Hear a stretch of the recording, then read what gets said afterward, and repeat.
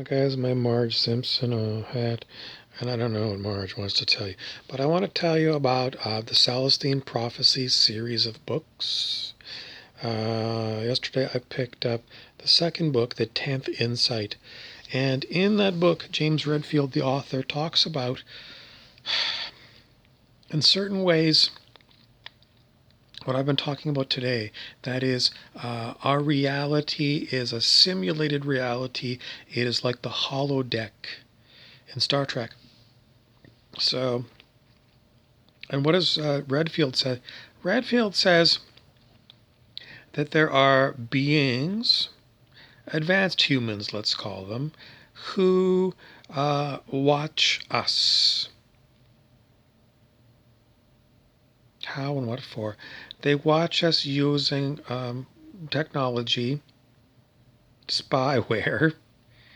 They've got big screens, and they live in a dimension that most of us can't get to, because they are of a much higher vibration than us. And they're not spying on us to hurt us. According to Redfield, they're spying on us because they want to help us.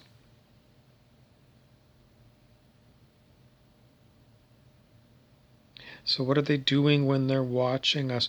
They're watching for especially those humans who are in dangerous situations. And they are sending high vibrational energy to those humans to try and raise their vibration enough so they don't cause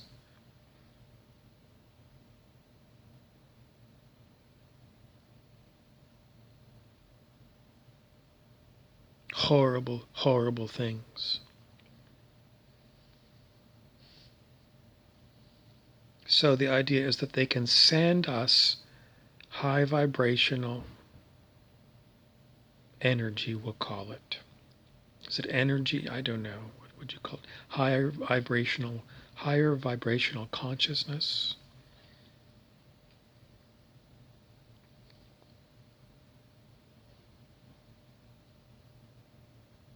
So what else goes in our holographic reality?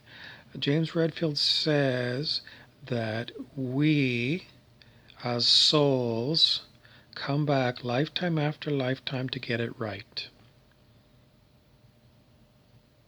And we tend to repeat scenarios with the same souls.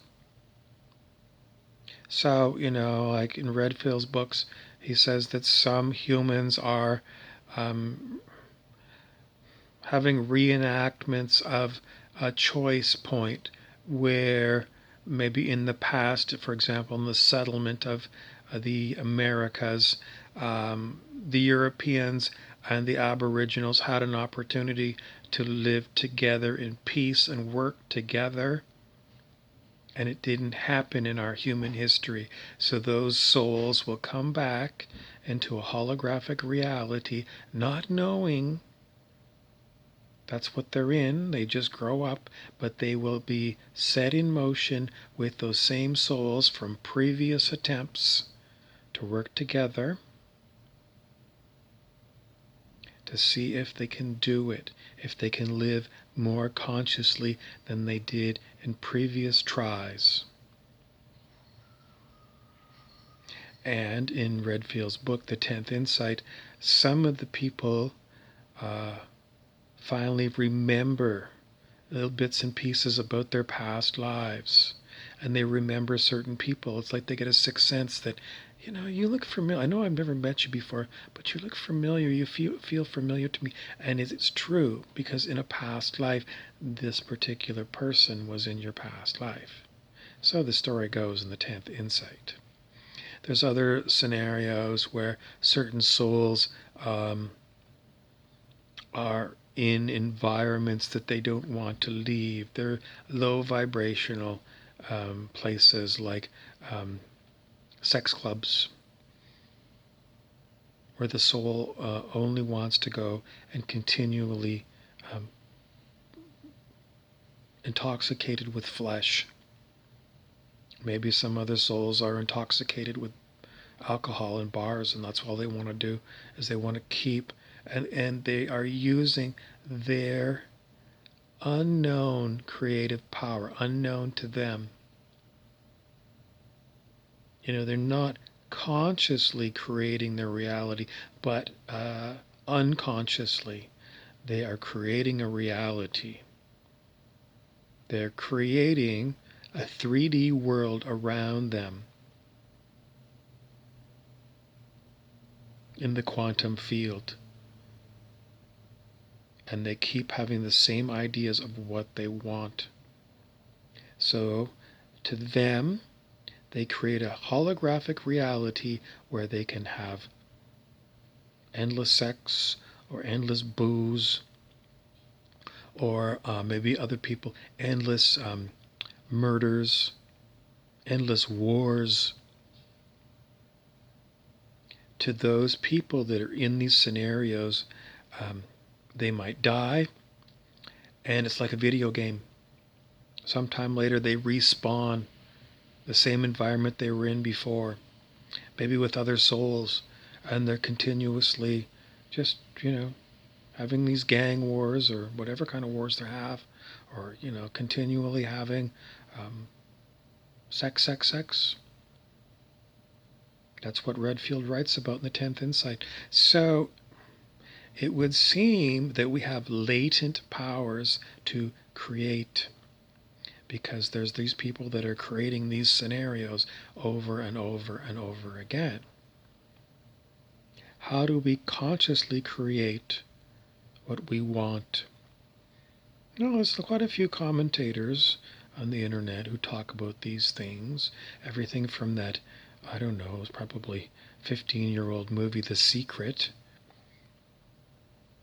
But people still say you create your own reality primarily with your vibration, your level of consciousness. That's what is going to draw what you experience in for you.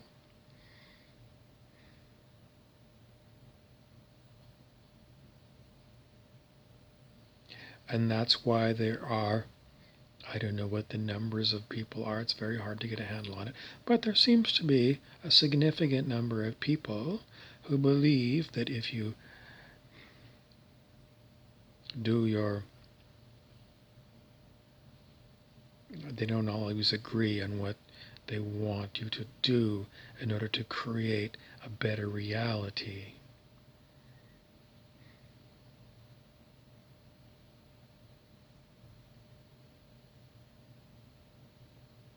Some people say, have a treasure map. In other words, get a Bristol board and cut out pictures of things that you want to experience in your life. So maybe put a picture of a car that you want, or a house that you want. Affirmation. Some people say you just keep affirming it, I'm the CEO of my own business. You keep saying that to yourself over and over and over again. Different techniques that people talk about. Does it work?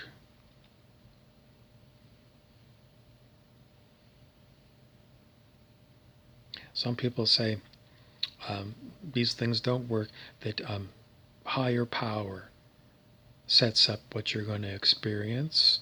Some of the rishis from India say it's all pre-planned what you're going to experience in your life. It's all pre-planned. And then some other people say, well, some of it's pre-planned and some of it is kind of flexible. Some people say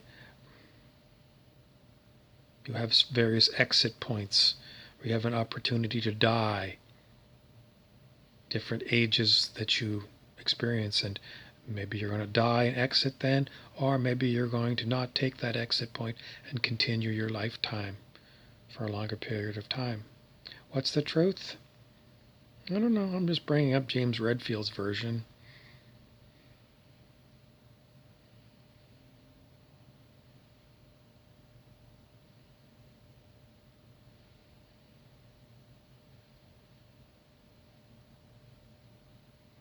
What do you want to do with this? Maybe information. Maybe it's just speculation. What do you want to do with it?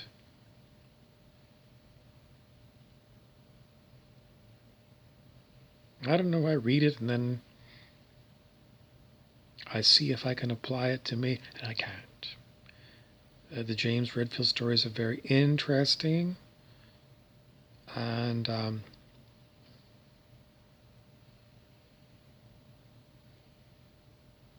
not saying that they're impossible, what he's saying. I'm just saying some of the things that he recommends for us to do,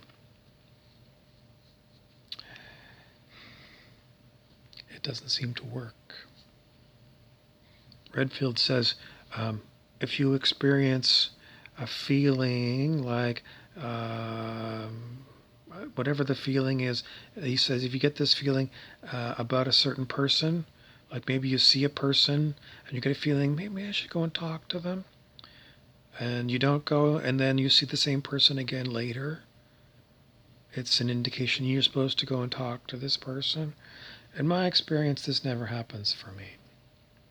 I don't get these feelings like, because I'm always like, sometimes I just think about this Redfield stuff like, is there somebody here that I'm supposed to talk to? It doesn't seem to work.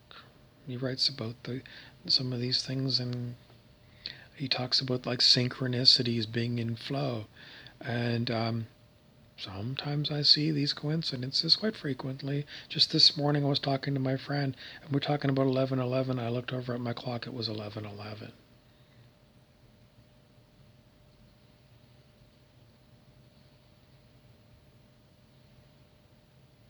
So, am I in the flow or not in the flow?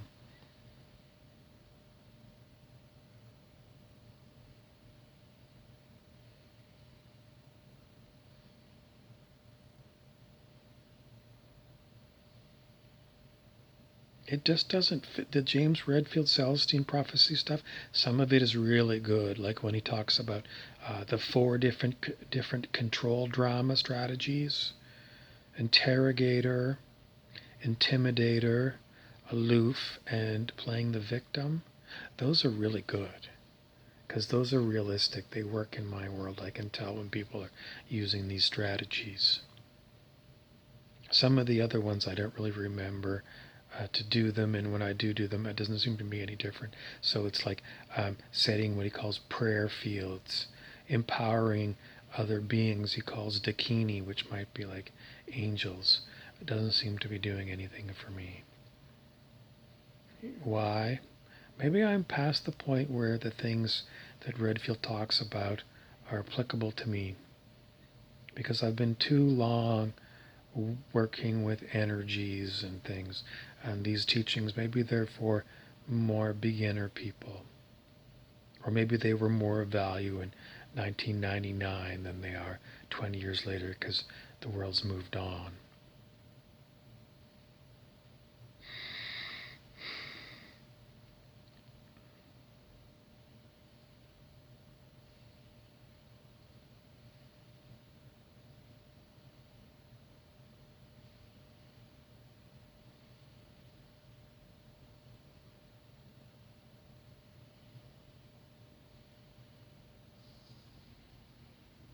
Marge doesn't have too much more to say.